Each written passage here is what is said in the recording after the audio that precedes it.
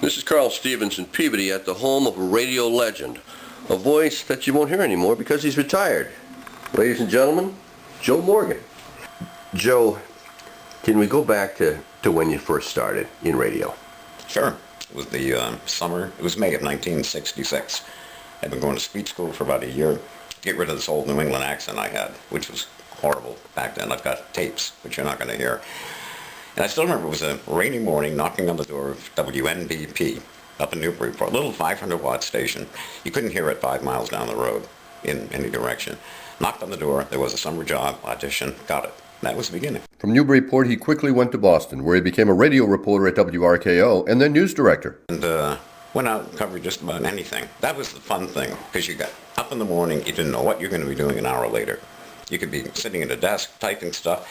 You could be at a fire, you could be at a water main. You don't know what's going to happen. Then, at the age of 50, he became a helicopter traffic reporter at WBZ. Joe Green had just retired, so I applied for this job.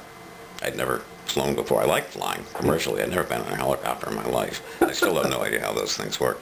And from then, 1997, until just a few months ago, I flew every morning, every afternoon, had the time of my life. And we listen to you every day, Joe. Yeah. Do you miss it? I do, because I'm stuck in traffic now. Joe, let me ask you, 45 years, 4.5 decades in radio. Mm-hmm. Favorite memories? Favorite memory is fairly recent. Senator Kennedy died at his home in Hyannisport.